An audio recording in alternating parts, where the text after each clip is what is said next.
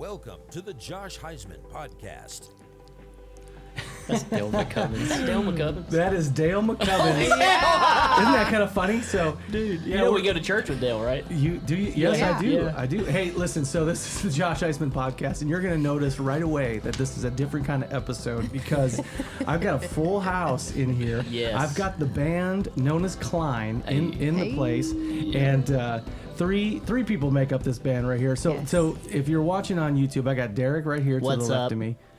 Hey, Josh. Garrett to the right. Here she is. Jack's on this side. Jacq over here. Jacq and Garrett are. Can I say that y'all are married? Oh, We're still married. You're still married. Yep. You're gonna high Still five her. married. Don't leave her hanging. And then Darrick over And here. I'm married too. My wife's just not in the band. His wife's just not Yet. in the band. I'm still working on the contract Yeah, for so that. you need to get her one of those tambourines so Yeah. that she can be the tambourine Oh, player. yeah, definitely. That would be sweet. Maybe a little choreographed string thing. No, she could do all of it. She Can actually she? is a really good singer and keyboard player. Is she really? No joke. All right. Yeah. There you go. True so, story.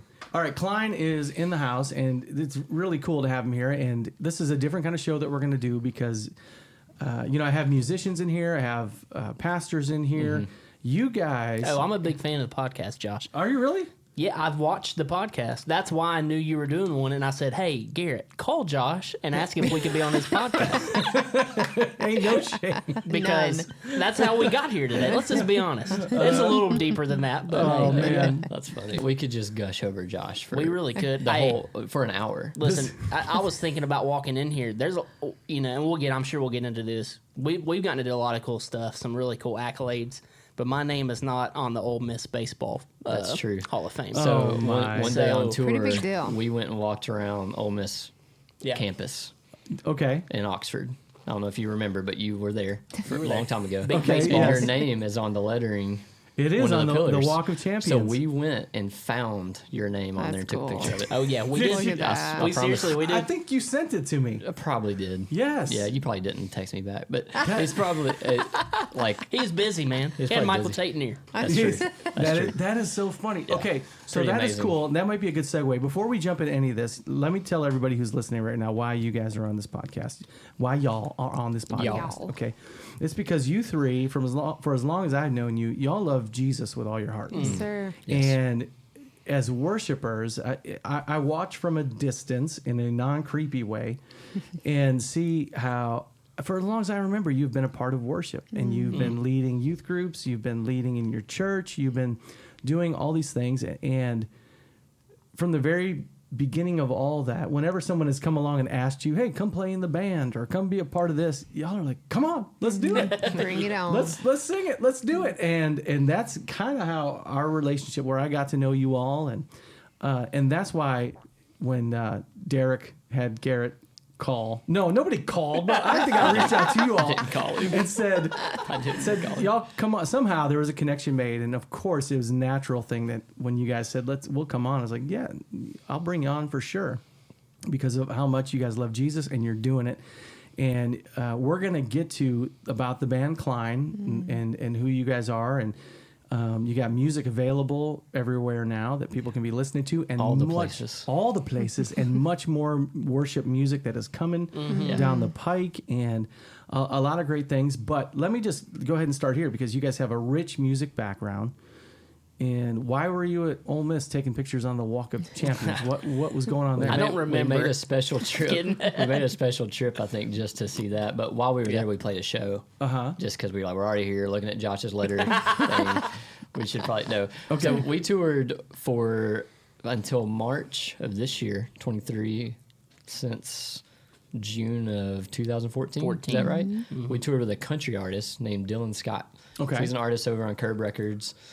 And we just kind of grinded with him. We, started in the van. We're really fortunate enough to get to play on some records that ended up being really successful. He had some producers that really, for whatever reason, gave us a shot in the studio. Wow. Yeah, pretty unbelievable. And to get to, like in Joshua, it talks about like the 12 stones that are on the riverbank. He's like, hey, put those 12 stones back so that generations to come will know of my faithfulness, God's faithfulness.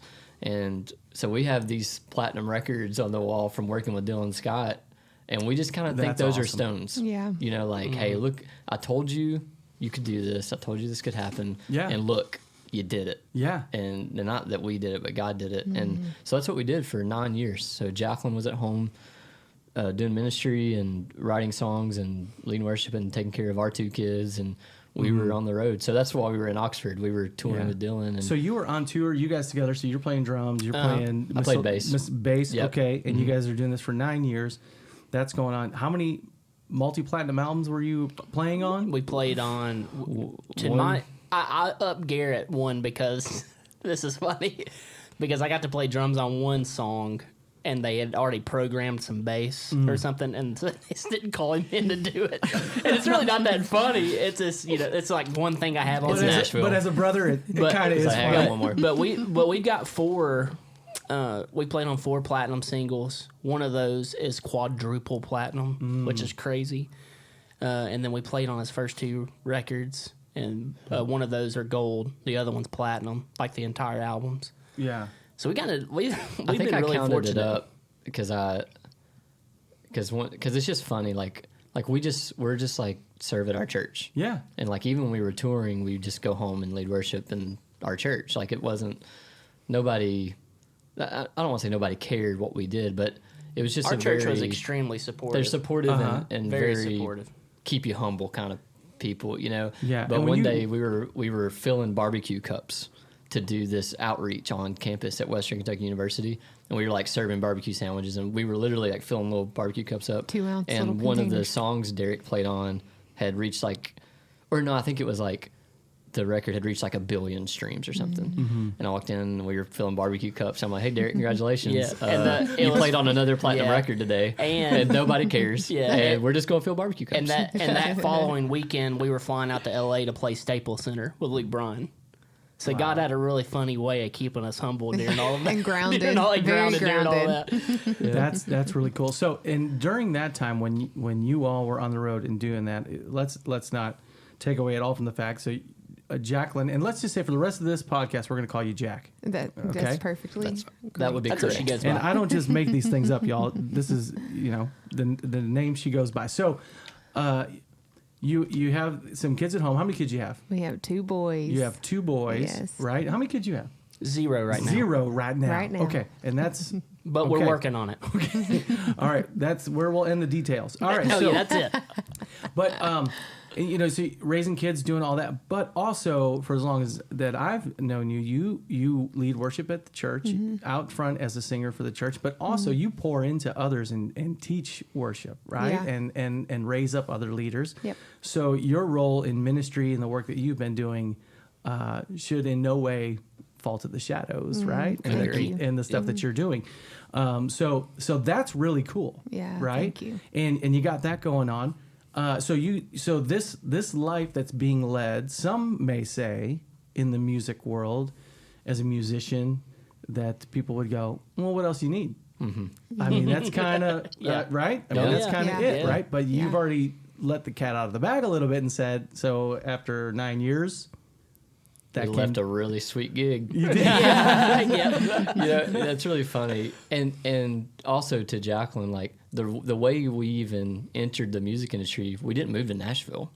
You're the first person that ever brought me to Nashville to play the bass guitar, by Yep. the way. Really? That's funny. That was the first time that ever happened. Like, Hold ever on, played with let me you. look into the microphone right here and just take credit for Just take credit Yeah. for that. You're welcome. Okay. But Jacqueline went back to finish her degree and met Dallas Wilson, who just won NSAI Songwriter of the Year, by the way.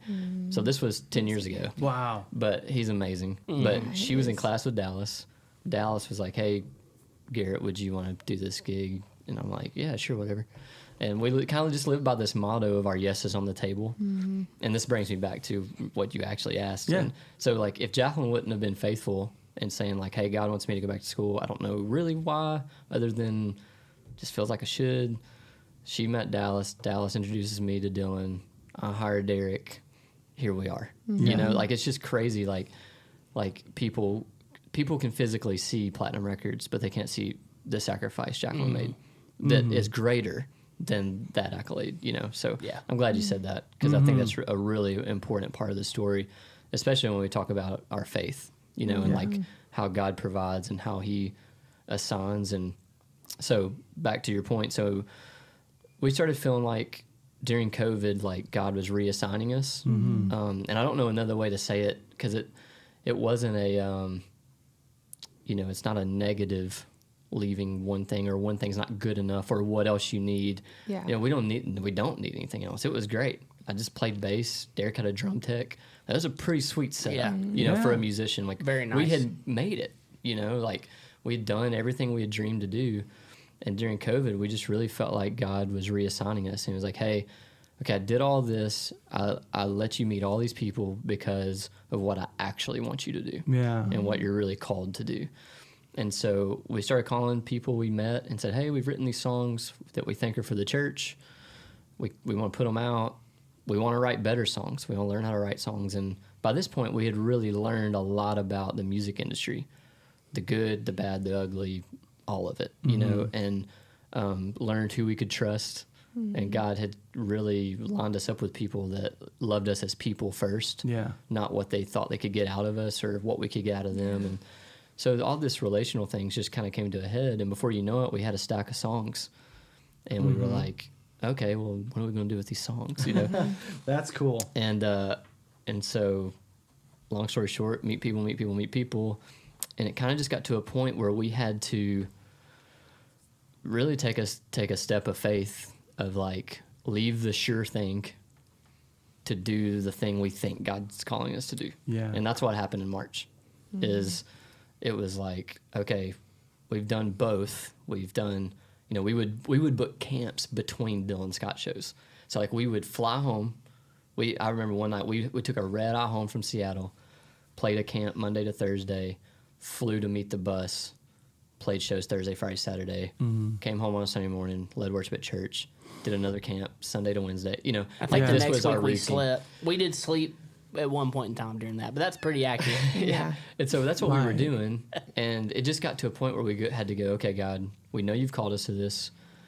This is really scary because we're leaving a sure thing, which COVID taught us nothing's a sure thing. Yeah. Right? Yeah. Right. Like anything can end at any moment. But we had, at the end of 21, we did the most amazing tour we were ever a part of. And then toured the next year.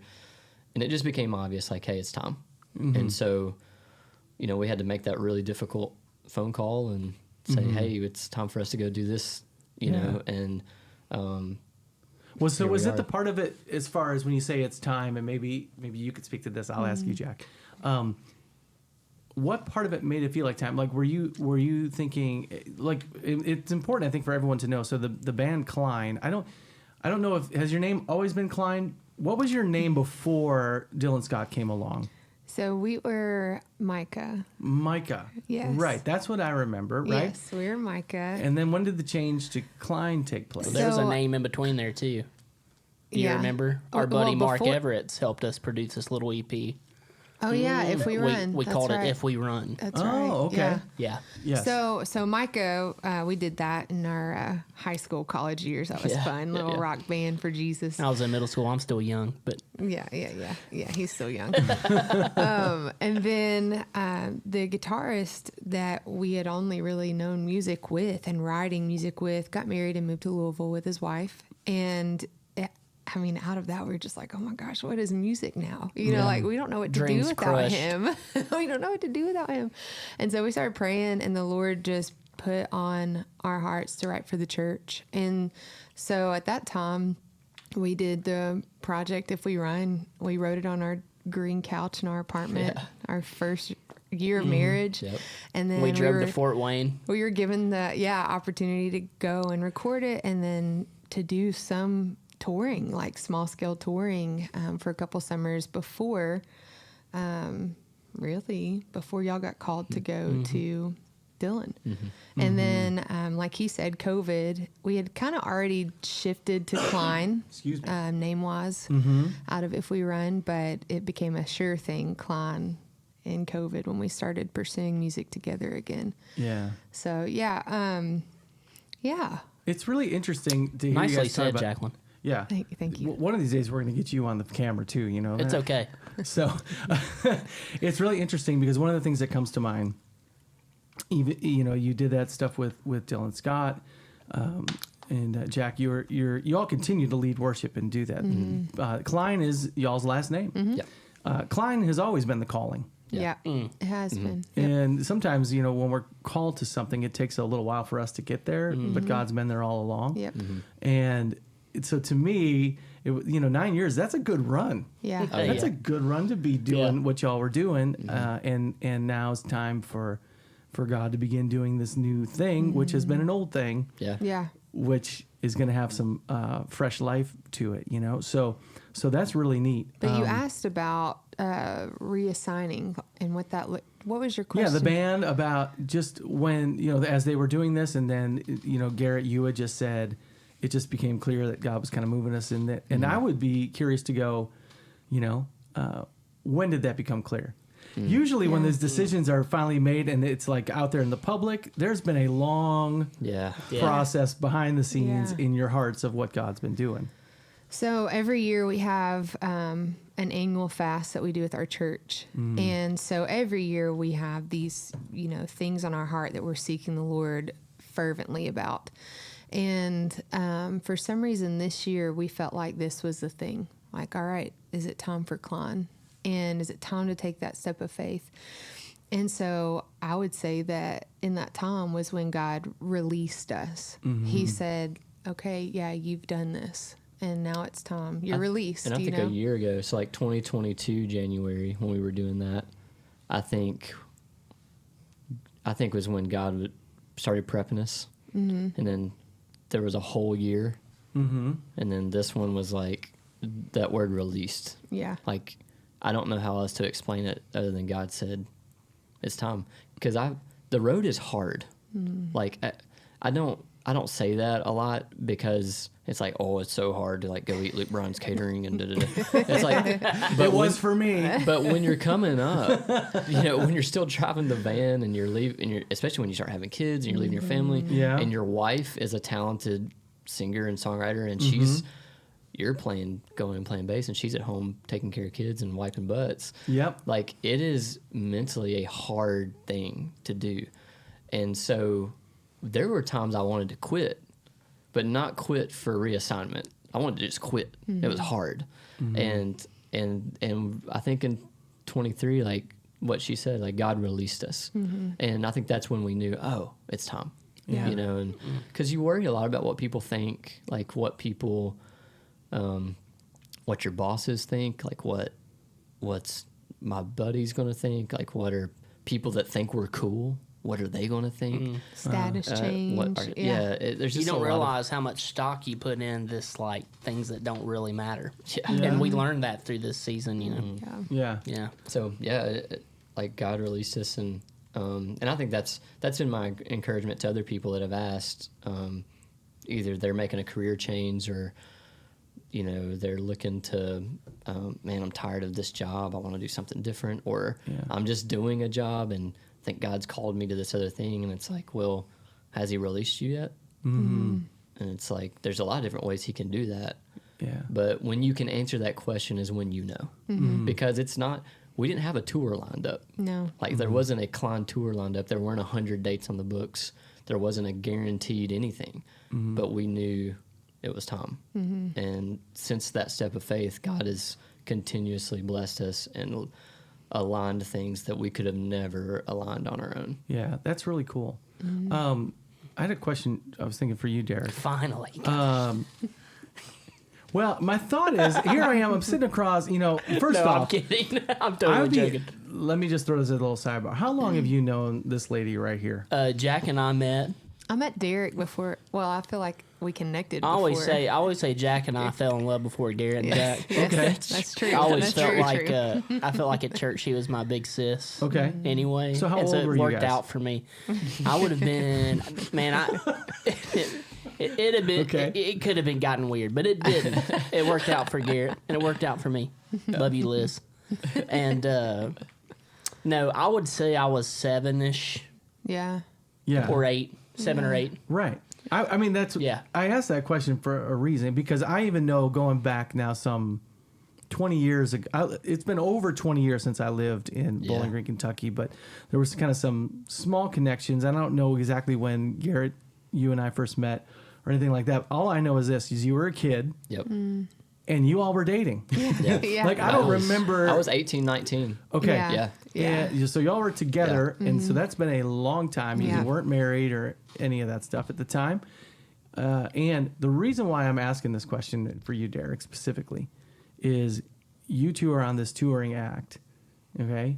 Does he come to you and say, "Hey, I might be coming off the road," or were you guys on the same page the whole time? Man, we were That's on a great question. That is a great I question. would love to hear him talk about Okay. this.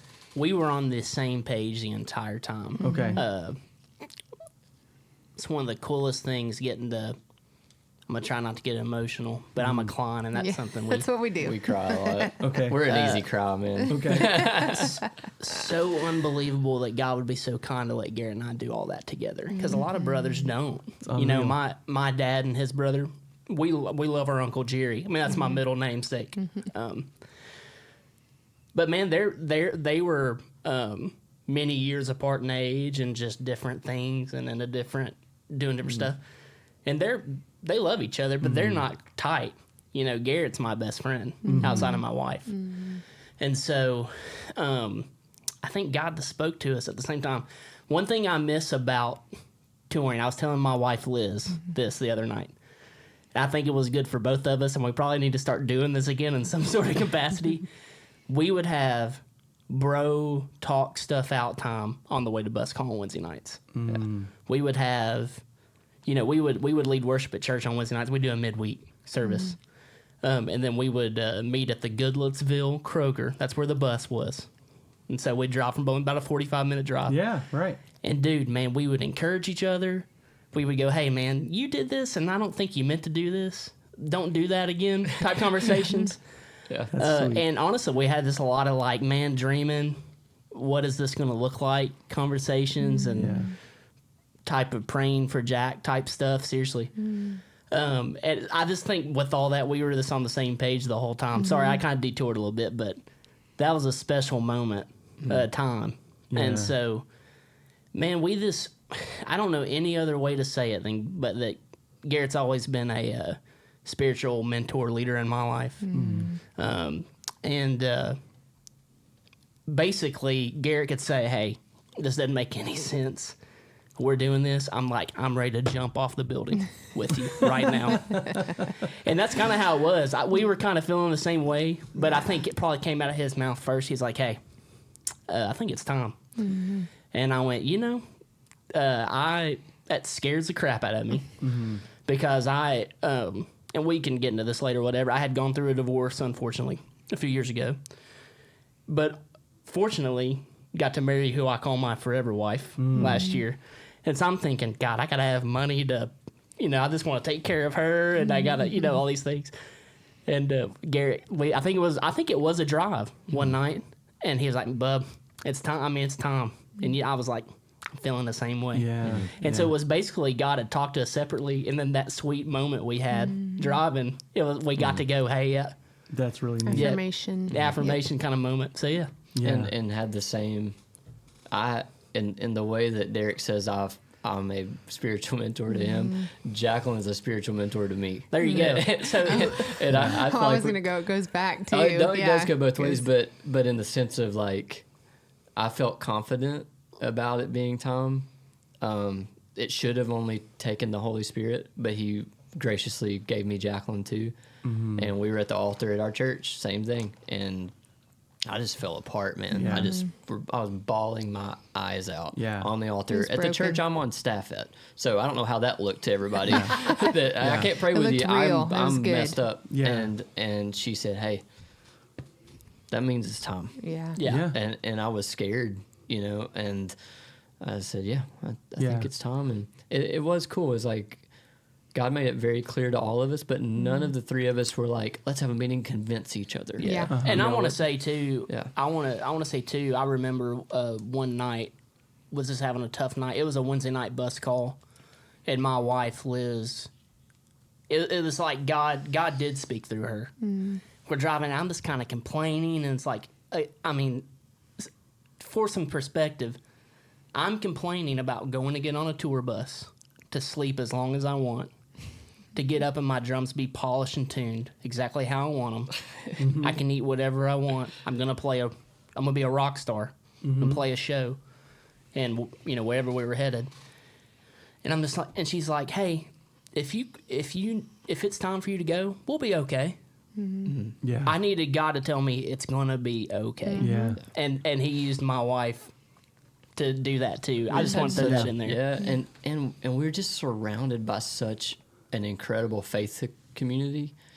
Like no one was let down that we went and played country music, and they weren't let down when we came home to do Christian music or faith music, as I call it. Like my dad, our dad, really a dad to Jacq too. Like he is just as more proud of us on Sunday morning at our church leading worship than he was the night we played Bridgestone Arena to the sold out crowd. Like it's such an eternal perspective. Yeah. And that's how you survive anything in the music industry, I think. is just that. Hey, Jesus first, eternal perspective. And then you don't get so high and you don't get so low, and I don't know. That's great. And I can relate so much on when you talk about your wives and giving good counsel and good things. And my wife, Sarah, is someone, I say this in a complimentary way. She's a highly emotional person. And what I mean is she is full of passion and sass and vigor and all the stuff that I don't have that I need. And there are times, when we balance each other in a very good way, but thinking about there have been times in our house where I'm not responding the way I need to. And I needed her to step in and say, slap the table, and this is what needs to happen, and whatever, kind of like light a fire under me a little bit, And in fact, I wrote a song about it. There you go. as a song. That's what we do. I did. I wrote it. I played it at our church.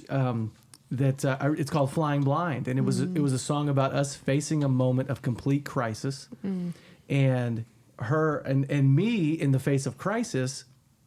My response was, if we just close our eyes, it'll just go away, right? And but there was no way it was me like kind of trying to bury my head in the sand and avoid it. And her whole thing was like, no, like, in fact, my other response was, we could just run. We could just run away. We could be gone. It's like Florida's nice really this time of year. Yeah, and the whole song, like the opening lines of the song is we sat on the front porch of my house. And I was like, you talk about being at the altar in tears. I'm on the front porch of my house in tears. And I had called her and I said, we got to go. Like, this is it. This is over. And she came out on the front porch and her lines were, I don't know where you think you're going, but we're not leaving here. Okay. And we're going to face this. And my words to her was like, if we stay, this could all crash and like there was a crisis we were going through. Not for me and her. It was just stuff that happens in life. Yeah. And she's like, well, if it crashes, we're together. Like we go down together. Yeah. Like, and it was one of those moments where like you need that. Yeah. Okay. Like whether you're on the tour bus, whether you're at the altar, like for us men, if I got my wife right here, okay. Yep. Oh, yeah, I feel that completely because I've experienced the other side of that. You know what I mean? Yeah. I've experienced not having that partner. Yeah. And so, that's extremely important. Yeah. Yeah. And especially in ministry stuff. 100%, and in ministry, it's not if you're going to face. Oh, it's when. It's how many times this week. Days that end in Y. Yeah. And it's funny. I often joke, and I'd say this on the podcast all the time because I love our church people here. New Hope is awesome. Y'all know that. But you have moments, right? Things happen. People have crisis in their life. You have crisis in your life. Feelings get hurt. Whatever it may be. But there comes times when I'll go, man, things are going pretty good. Oh man! Yes. Don't say it. Don't say it. I told somebody that Sunday because it was a family that had been praying for us, like in our transition, and just the challenges that come with any transition. I don't care if you're moving cities or moving schools or moving jobs. Like there's challenges, And I told her like, I had a very real moment with God about a month ago where he just really healed me of some stuff. And for whatever reason, she asked me about it. And I was like, God healed me, and I don't really think I don't think God always cares if we're happy. Like, we should always have joy. But I'm really happy right now. Yeah. And I think that's an awesome thing, knowing what I just said. Like, there was going to be another day. Like, in this world, we will have trouble, but take heart. I have overcome the world. Yeah. Like, the reason that's in there is because we're going to have to take heart a lot. Yeah. But it's a pretty sweet season right now to just feel that the peace that God promises. I got it right now. Yeah. And Well, you know the difference between happiness and joy, do you? I've pastor tell me. Okay. Happiness is based on your emotions. It's the Yes. circumstances around you that, Right, that right. dictate whether you be happy or not. Joy is based on your hope in Christ. Yeah. Yeah. Joy is Yes. unshakable Yeah. Yes. because Christ is unshakable. Yeah. Right. So like when someone, I'm not happy, you're going to have those moments, Oh, right? yeah. And you're going to have the ups and downs or Absolutely. whatever. But what you never can be taken from us is our Right. joy. The The joy that we have in the Lord. And so tell me, Pastor, it is funny because, it was such a different life because I knew you all before I was ever in this role Yeah. and all that Yeah. fun stuff. But, okay, I don't want to get all Barbara Walters on you and make you cry. But Please. you did just mention It's not gonna be hard. that you had to go through some healing and stuff like that. And Yeah. so that is kind of like a, tell me You're more. gonna push on Yeah. it. I know, yeah. Pushing it. Well, I'll tell you, like, Jacqueline should speak to this about me more than I should say it about myself. But I'll correct you if you're wrong. I had gotten, I had kind of lost the joy of like my salvation, the joy of we get to do music, the joy of family, and I'd gotten really hard, like, Yeah. and that's nobody else's fault. I think it can happen to you anywhere, but I had gotten really just like hard and anxious, and even I would say even depressed. It's just been a really hard 5 years. Like we had our first son, Kevin Isaac, who's now 5. He's amazing. He's awesome. He's an unbelievable human. He's exactly like Jacqueline. And if I didn't say he's awesome because of that, but he is awesome. He is. Like, I literally have set them down and they've been bickering, and I've said, Kevin Isaac, meet you. Jacqueline, meet you. And they start laughing, and they're like, hey, we were just playing a dirty trick on you, Dad. Yeah, you didn't know what was going on. But I had Jacqueline went through a really tough postpartum depression season. That same time while she was pregnant, my best friend died of cancer. He was 31 years old. Oh, man. We were on the road, like, a lot. 17, 18, 19, like, we were doing like God. 180 shows. Almost a year. 200 plus days a year. Or no, not almost. crazy. 200 plus days a year. Oh, my goodness. Yeah. And I don't know. I think just through that process, I had just gotten so like tired and exhausted and hard, and we're grinding, and we're doing ministry, and we're doing CLINE, and we're doing touring with Dylan, and we're trying to make it, right? We're just trying to make ends meet and just go. Wow. And when I came off the road, I didn't know what to do. Like, I didn't realize until the first Friday I was home, and Jacqueline would remember this. I called her 6 times. I went and sat at a coffee shop, and I was like, hey, I don't know what to do. I'm supposed to be on the road right now. Like, I don't know what to do. Like, I didn't realize how much no matter what came out of my mouth, it wasn't like I became a bad worship leader or I was lying to anybody or anything like that, but I did not realize how much of my identity was wrapped up in professional touring bass player. That's how I liked being perceived. I liked that people thought it was cool. I liked that I had 3 days a week. I was kind of escaped life. Like, I wasn't like in a sinful way living a double life, but there were 2 lives. There was go to bed at 7:30 and take care of kids, and then there was stay up all night and sleep as long as I want. Like, literally, it's just like, it's crazy. It's a crazy dual existence. And I was really, I think, scared that I was done. Like, the greatest things in my life were in the past. Like, all the good things, God, here I go crying. The good things were all gone. They were all in the past. Which is funny because meanwhile, he's telling me all the good things are coming. Yeah, I'm an extremely optimistic person. Yeah. For everybody else. For everybody Yes. else. Oh, yeah. Hey, we're going to do this. We're going to get it. Yeah. We're going to write the greatest songs ever. The greatest songs are ahead of us. Our greatest ministry is ahead of us. I was saying all that.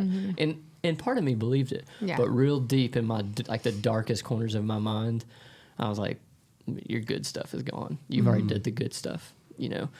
And about a month ago, we had this event. Did you ever go to Godstock? You know about Godstock? I know about it, but I've never been to So one our of church does this thing called Godstock, and this was the 30th one. So, and this is the first one we've been home for the whole weekend of Godstock. Yeah. You never invited me to In one of 9 these, years. by the way. So I'm sorry, So Josh. this is your formal Wow. invitation to come up next year. Next Godstock year. 31. Godstock 31. Yeah. It- Josh Huisman will be there. I'll help out. I'll pass out name tags. I love it. That'd be That's great. amazing. We were just thinking Hey, we needed pastor's somebody. heart right there. Could No, you also? Chris, love you on Hey, that. could you also get the macaroni for the kids ministry too? I'll make it. I'll prepare it. There you go. So my long-winded explanation. So we get to Godstock. Jacq and Darrick and I get to be a part of planning and leading worship for that weekend. Over the course of the weekend, we saw 120 people come to Christ and be baptized. Wow, Yeah. that's Never awesome. in the history of our church seen like that many people at one thing like that happen, including our 5-year-old son, Kevin Isaac, got baptized that weekend. And I was standing on stage on Saturday night, and people were getting baptized, and we were kind of just vamping on a song. And I was kind of leading the band that night, and God just said, hey, it's worth it. Like everything you've been through, it's all worth it because of what's happening. And even if it was just for that night, like those people knowing Jesus, it's worth it. And since that moment, I've been a different person. I've been a different husband. I've been a different dad. I've been a different brother. Minister. I've been a different minister. Yeah. And I've been a different songwriter. Yep. I've been a different musician.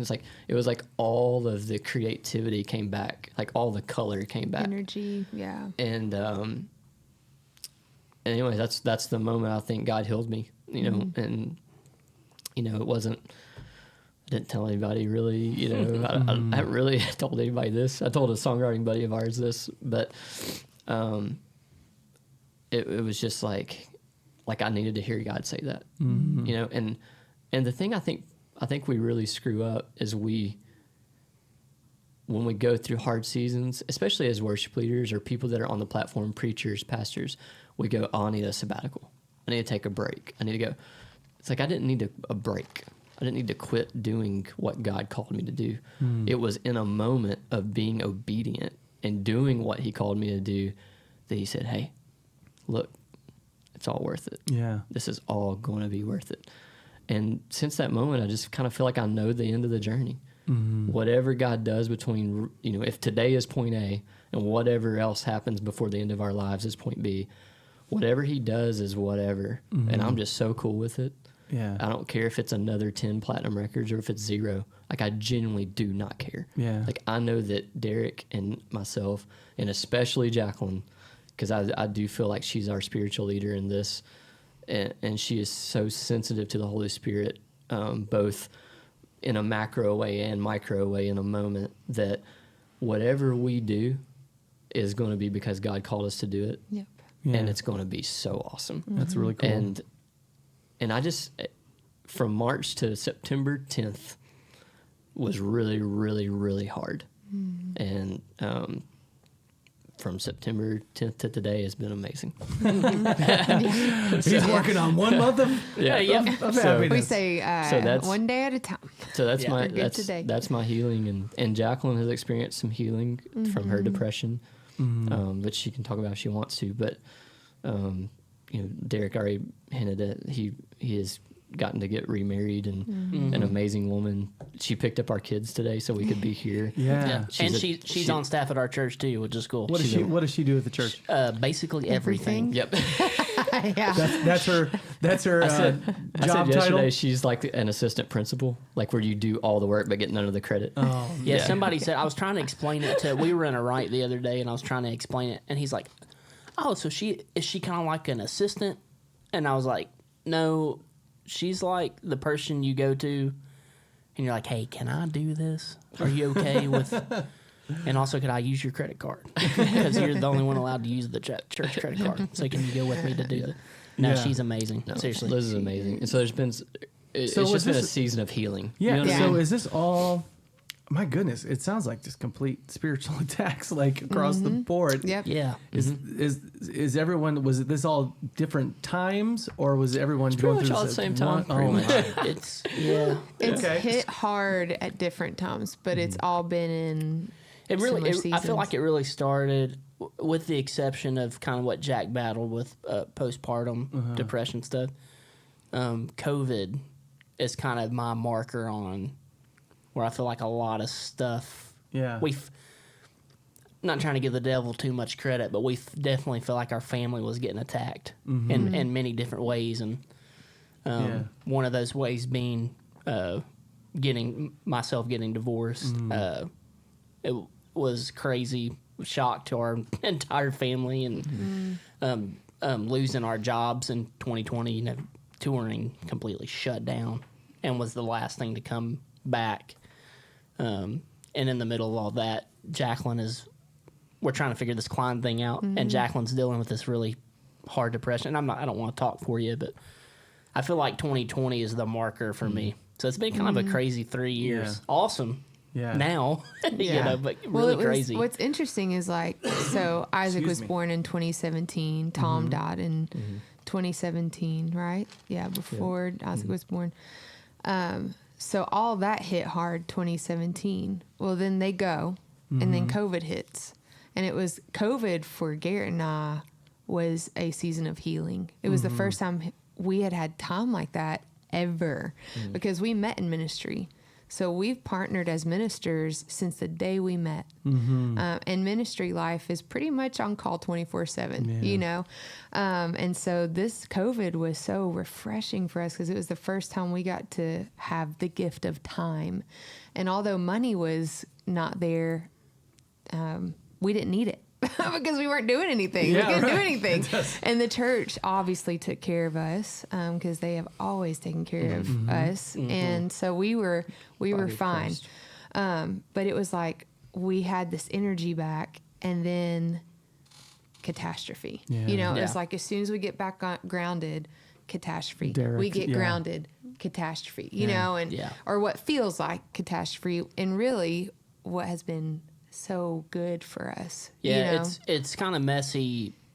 Well, it's not messy. I think in our Christian walk, and you pastor a lot of really cool people, so I'm sure as you've pastored throughout your years, I'm sure you've seen this.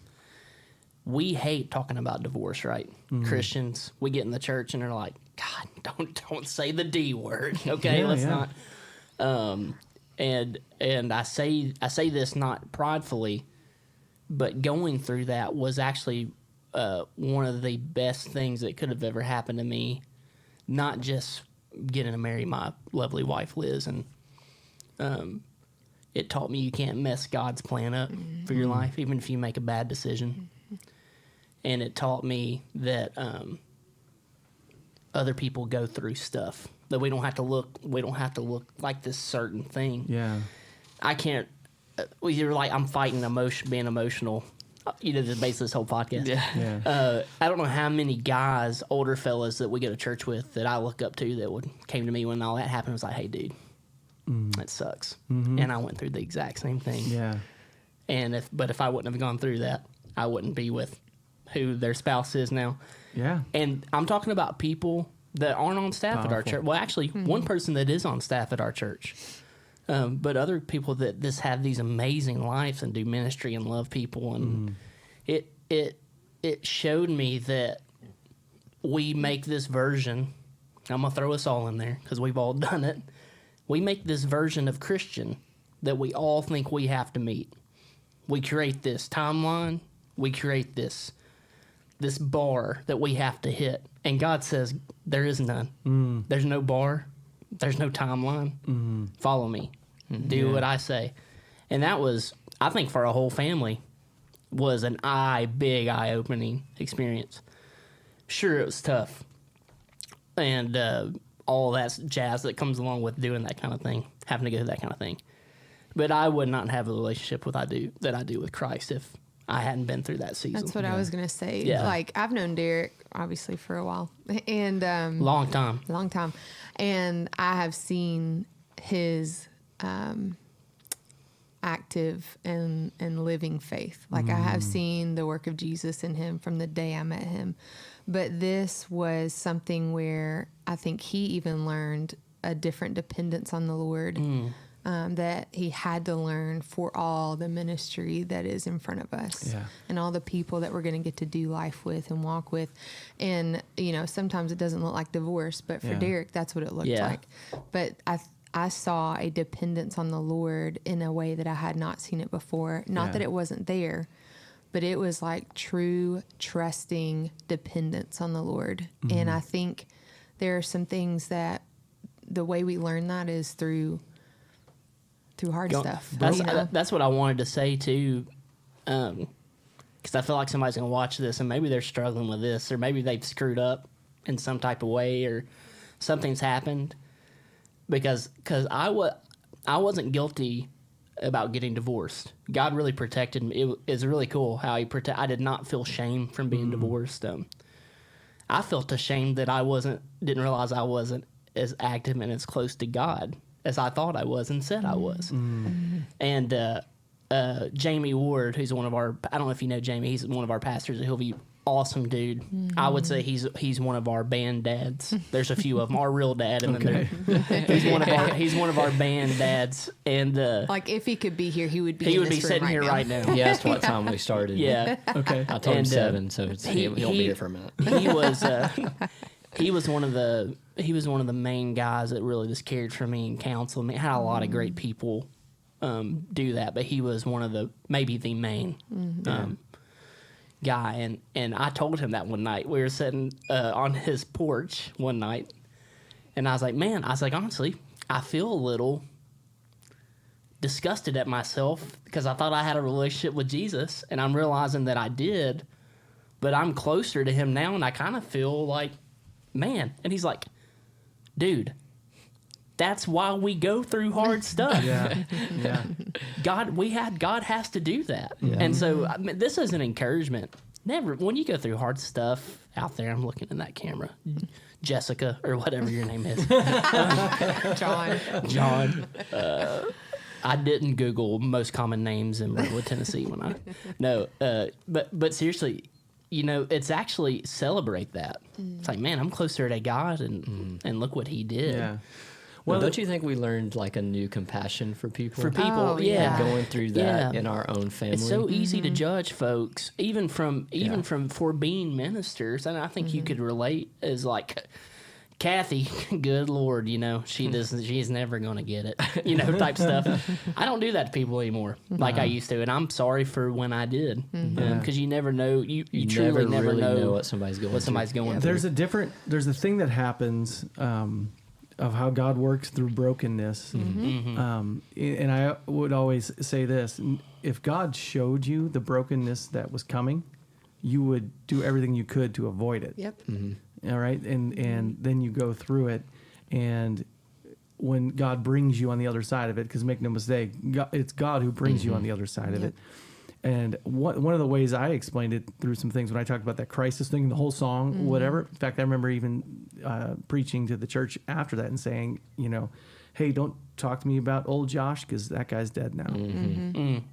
God's done a new thing. And I mean, I would have said before, old Josh would have gone, what are you talking about? Yeah. We're good. We're fine. Everything's fine. What do you mean? You know, messages are good and whatever. But you talk about compassion for people when you go through things and when you experience that brokenness, when it hits home in that way. In a lot of ways, you're never as close to Jesus as when when you're in that. Well, who knows what the storm is like? Who knows what the cross feels like? Dependence is something you can't fake it. You can't make it up. Like it's just something about, like you said, just that brokenness that just draws you in. Jacqueline wrote this line in a song that's not out yet. I was going to say the same thing. She wrote it months maybe before all this happened in our family. And the opening line of the song is, I never would have chosen this road that I walked with you, but I wouldn't know the grace that got me through. Yeah. And it's like if God said, I say this about touring all the time, if God would have told us how hard that was going to be, we wouldn't have done it. Never done it. I would have just gone and worked at the bank. Yeah. You know, it's like, hey, At least I know that hard. And I would have gotten you know? my fry cook job back at McDonald's. I would have absolutely gotten it back. Yeah, Well, I've said this before about just being called into ministry in general, and the pastorate is 98% of ministry stuff that I experience and go through it's wonderful. Like I love it, right? Yep. And thank God for the 98% because the 2% is crushing. It's enough to Yes. cover the 98%. It is, and I remember having moments and certain times when I've driven down the road. It's been a long time. Amen. Thank you, God. But of going, I didn't ask for this. yeah, yeah. Like Lord, you put me in the spot, and I feel like you're just throwing me into the meat grinder, you know. And and those are hard moments. And then, but you talk about pastors, and I've had friends and trusted people speak into my life and who would say, you are going to be such a better pastor because of this. Yeah. Because now, like, you know what that feels like. You're going to be a better songwriter. I mean, lines like that come from a place of experience. Yep. You know? And so it's If you powerful. don't know the people, you can't sing and write what they need, and you can't hear God to know what to say to them if you don't know them. Yeah. Yeah. Yeah. And it's funny. I don't want to take us in the left field on this because every once I in a thought while. you played right field. Every once in a while, you'll have people go, see, worship is not about experience. And I was like, well, have you read the Psalms? Right. Yeah. Yeah. Well, yeah. I mean, every time I Bingo. hear when people say those kind of things, I want to just. Is there a way to crawl. drop this mic right now? I know, like, tell me you haven't read the Bible without telling me you haven't read the Bible. You know, I mean, because that's what's in there. Where like, worship is not about experiential things. It should be straight about it's the vertical. It's okay. whatever. Read so many of the Psalms and what David or whoever man. is just crying out. Crying out. Yep. Okay, how long? How long? Yeah. And whatever, we can go down that road. But anyway, I was going to ask that question. How many songs have come out of any of these Oh, my experiences? goodness. all of them. All the songs. All the songs. All the songs. You know, it is really funny. I was just thinking today, we wrote a song this morning with some people we hadn't written with before, and it was an amazing time. Just like, because my favorite part of co-writing, especially with new people, is the 2 hours of talking before you write the song. Yeah. You know, and it's funny, like, we've written these songs in these really, really, really hard moments. It almost makes you feel like you're not a good songwriter. Because it's like, well, I didn't have that hard of a week. So can I write a song? Yeah. You know? And so anyways, to answer your question, I don't even know. Yeah. Yeah, all of them, man, it's been wild. Songs come in time of need. Yeah, they do come in time of need. And it's funny how we had to write one day on the books, and we did not want to go, except for it was with one of our favorite songwriters ever. Yeah. And we had already written with him and written great songs like that. Really, he just really helped us articulate our broken hearts. He just has that kind of gift. And so it was on the books, and we were like, all right, let's go. And the night before, we had found out one of our best friends had a miscarriage alone Very in a train traumatic. station in the Netherlands. Okay, Oh, my. so like all miscarriages are bad. They're all hard. We've walked through so much of that with friends and family, and but this one felt harder. She was alone, very traumatic, like almost died. Like she almost died, and we were like, okay, how are we gonna write a song today? You know? Yeah. And we walked in and we just like told this guy the story, and he helped us write a song. And I hope it comes out someday. But that song was for her, and we got to send it to her. And you just kind of like we've written hundreds of songs. There's no way all of them will ever come out to the masses, but that doesn't mean there's not purpose in them. Yeah. And sometimes the song is just for us. Yeah. And it just kind of stays in the Dropbox. Yeah. And sometimes it gets to minister to other people. Sometimes it's one person. Yeah. One of Darrick's, we had another friend that was going through the exact same thing Darrick was going through. And we got to share a bunch of unreleased music with her that helped her through that time. Yeah. You know, and it's like, I don't know. We've written Yeah. a lot of songs. It's stuff but is the ministry powerful, of man. it just matters more to us, you know. Love getting the streams and like all the accolades are really cool. You know, we started with talking about, you know, some things we've gotten to do and have on the wall and stuff. Yeah. But that's the most fulfilling thing in music. And I would say most people understand that are in the music industry. Yeah. It's like when you write a song and somebody runs up to me at church and goes, "Man, I was going through this thing or whatever," and I go, "I've got a song for you that you need to listen to." Yeah. It's a lifeline. And, you know, and it's not us. God has just been gracious enough to give them through our hands and feet. You know, we really just and feel mouth. like songs. No. Jack and I talked about this not too long ago. But we just really feel like songs are life rafts for us. She, I'm gonna tell one on you. She was crying over this song on the way down here. Oh my tonight. gosh, I was. And this morning she was like, this lyric just made me cry. It's not even a Christian song. It's a like pop it's song. a pop song. And she's like, this lyric just made me cry. And but Taylor songs Swift. are that. Yeah, Yeah. she loves 1989. But she just tore up over Travis Kelce. But like songs are life rafts to us, and that's kind of like our mission statement. Is that like we want to write the soundtrack for the normal person's life. Yeah. You know, like Yeah. like when you're going through that hard thing, when you're going through that good thing, you know, like these songs are life rafts for you. Like this is the soundtrack. You can listen to our records, and you know, I think we were talking about Stephen Curtis Chapman earlier. Like he's done that over 30, 40 years of career and ministry. Like he has songs that like, you know, I remember being saved when I was 10 years old, and the first Christian record I got was the Speechless record. And, like, I still think that's the greatest record of all time. And the more I've learned about the music industry, I know it's the greatest record of all time. But It's my wife's favorite, I think. like, we just love that, like, God lets us sometimes hear the stories of that. Like, hey, you went through this really hard thing. You wrote a song about it. And like, thanks God for helping us get through that with a song. And it's like, oh, it's also for all these other people too. Like they need it too.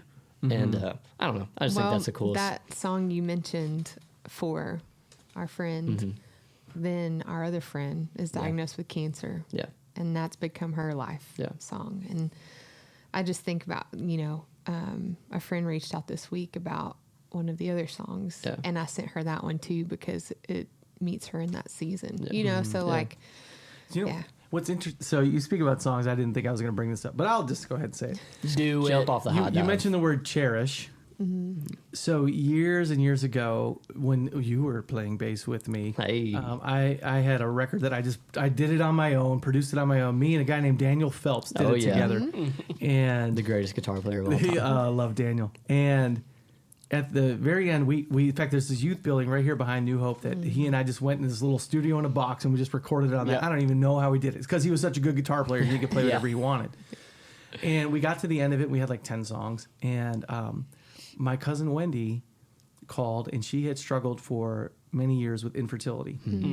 And she was really just so depressed and sad and where she was in life, and she had all these thoughts of where she would be in her life at that time and things, and she had called and we were talking. We don't talk a lot, but she was just sobbing. yeah.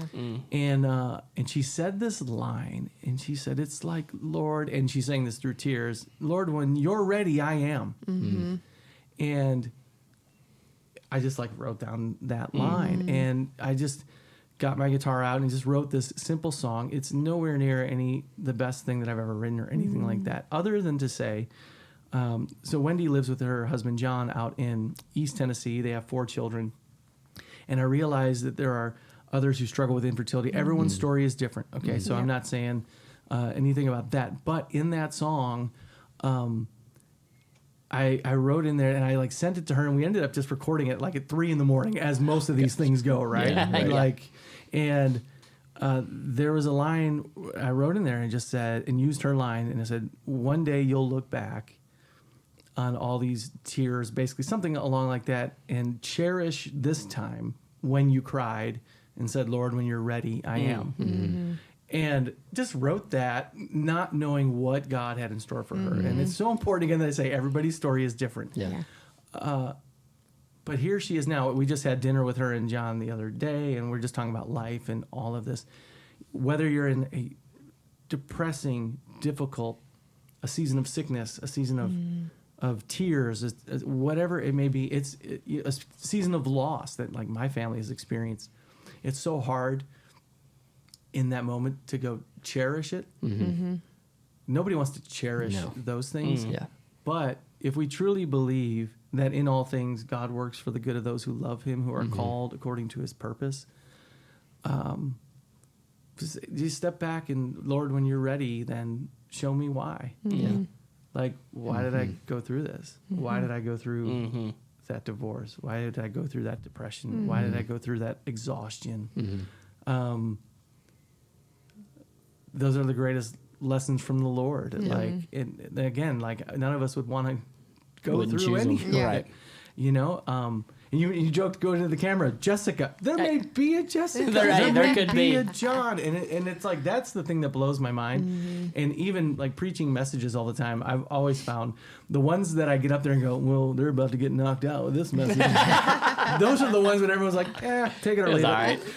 But the ones when you're like, oh, this is trash, and you just proclaim the word, then the Holy Spirit does all that work. Yeah. And people are like, when you said this, I was like, I didn't even say that. Yeah. Yeah. Oh, yeah. That's such a, not to get all like music industry on it, but it's like, it's funny in this town, as you know, they probably all go to your church, but like every publisher, every A&R guy, they all have a different opinion about the same. You can send them all the same song and you can get 4 different opinions. And I think as an artist, as a writer, as a painter, as a speaker, like you really do have to learn to trust what God's given you.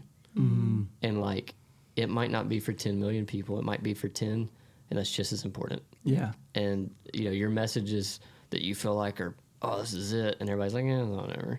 And it's like, but the ones you're like, well, this is okay. It reaches more people. I was like, there's no rhyme or reason to any of this. We don't understand like why God does what he does. Yeah. I just know that it's like, hey, here's a song. Here's what we got. Let Yeah. the people decide I if they feel get it or that. not. I feel that way about. We have a song called "Worthy One" that we put out with a buddy of ours, Mo Pitney. And he's actually a country artist, but he's a pastor. I mean, he's not a pastor of a church yet, but He's our pastor. He's our Yeah. pastor. Yeah. And we actually wrote that the week I got divorced, ironically. And we're trying to figure all this, all this music industry stuff out, and kind of what we alluded to earlier. Just trying to figure out, man, when's the right time to transition and take that step of faith and all this kind of stuff. And I'm just like, we really wanted it to come out with Mo. This felt like Garrett, I think specifically, probably Jacqueline too. I'll be completely honest with Jacqueline. you. Really, Oh, yeah. Jacqueline, I was just kind of like, whatever. I'm cool with it. Whatever needs to happen is cool. We were trying to figure out how to make it work. Well, we ended up, long story short, we released it with Curb Word and had to, so Mo could be on it. So we kind of made a sacrifice.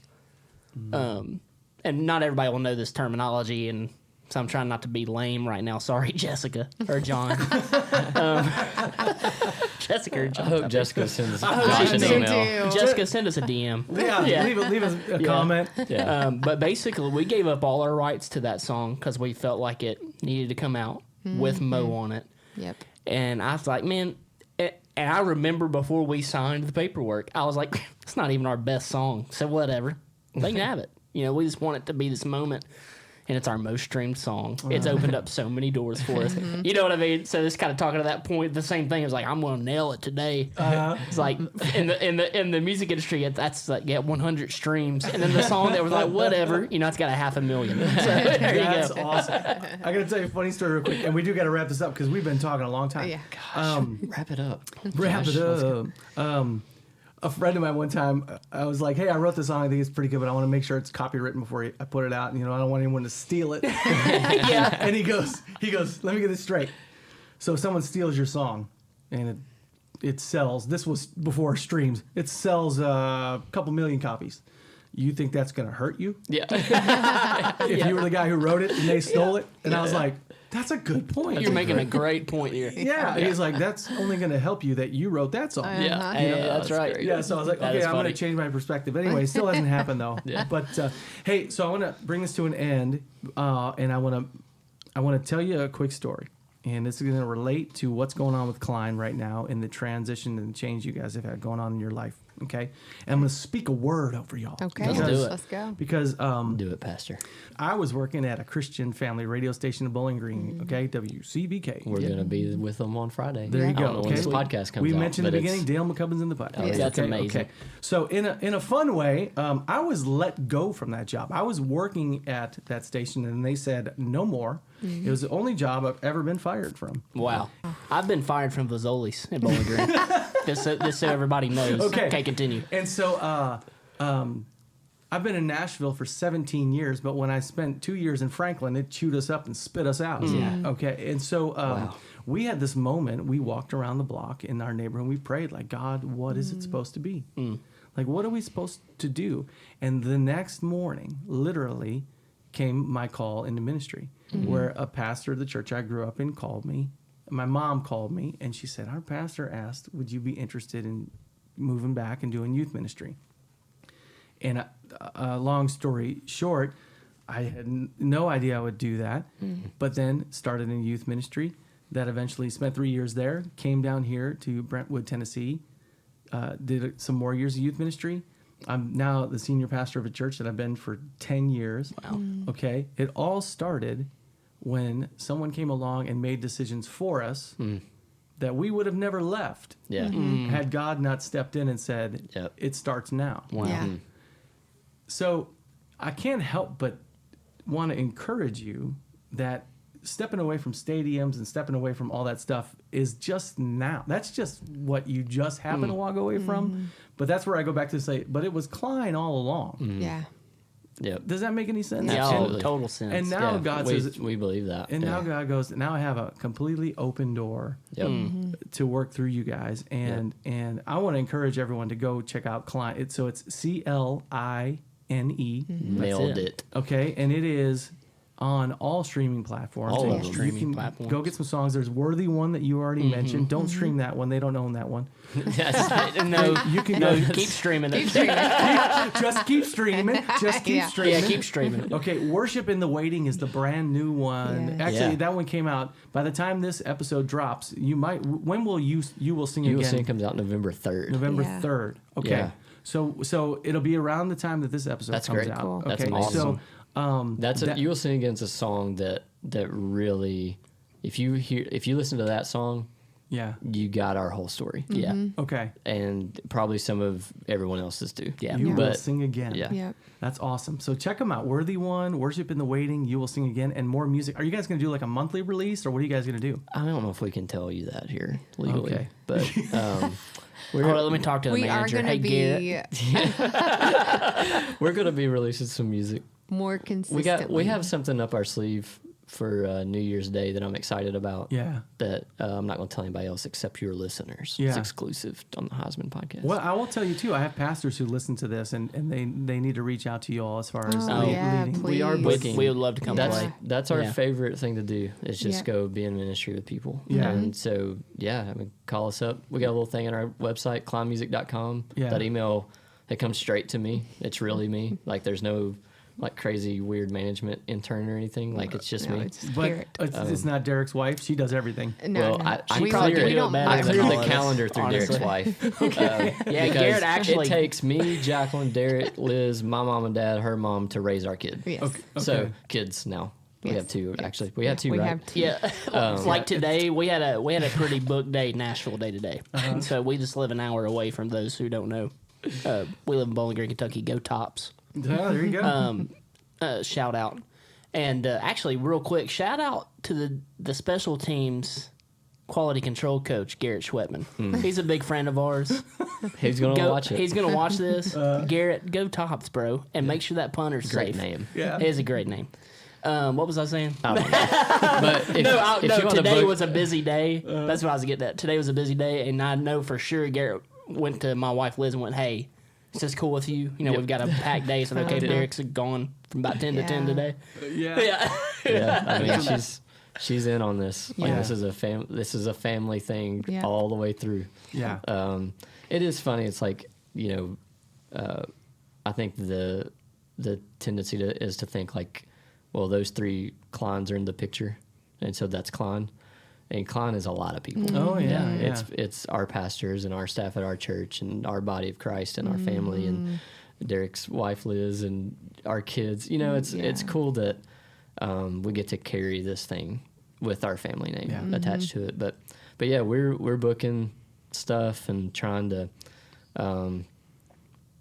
just do as much ministry as we can. Yep. Excuse me. So I'm going to end this on this note, and I'm going to a recommendation to you, Jacqueline, Jackie, Jacq. No, Jackie. So I had Rick Florian on this podcast. He was the lead singer of Whiteheart back in the day. Nice. And now this is when they used to put out physical product, so maybe it's a different thing. But on every album, he's known for he would change his name, his spelling on every album. That's Would he funny. really? Yes.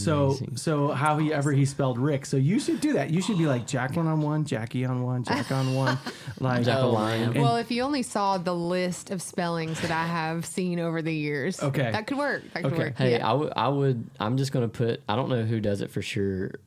Maybe it's Jonathan Mason. Maybe it's Trevor over at Curb Word. I don't know which one. But they totally spelled Jacqueline's name wrong on New Music Friday on Curb Word. So I'm just going to put him on blast. Put him and on I'll send him blast. this clip. yeah. Maybe it was an intern. I don't know. Misspells happen all the time. So I have another friend who podcasts, and Nick Hyder, and he just put out his schedule, who he has coming on, and he has John Christ coming on. Oh, that's yes. awesome. It's cool. And they put out it was just a typo. They put John Christ. Yeah. And yeah. I said, hey, it's Christ. Unless that actually is a John Christ. That is in case, funny. bless his heart, that he has. Yes. That he's got that name. Yeah. Is that Jesus' Yeah. brother, John? That's Right. It amazing. is. James Christ. That is amazing, dude. John Christ. All right, we got to wrap this up. Okay, so the band is CLINE. You guys are awesome. I so appreciate you and your hearts for ministry and worship and Well, We all love this you, fun Josh. We stuff. love Yes, you love and you. appreciate what And- you've been in our journey. Yeah, That's and awesome. Yes. Josh has given us a ton of opportunity.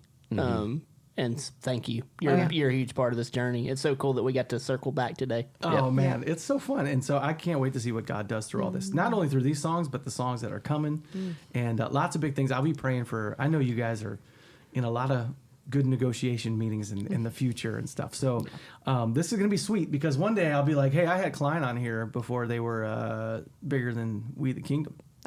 Oh, nice. I'll throw that out. I like Is that, it. I don't know if that's I like it. weird or I don't know. Yeah. prophetic. Yeah. Or, Hear that, We the Kingdom? Well, we have to come Coming back. for you. don't say No. that. I don't know when you're putting this out, but we're opening for We the Kingdom in a couple of weeks. Yeah, So maybe don't I say want I want Andrew and Franny and Ed to like us. You, So you mentioned Cain. Hey, Cain.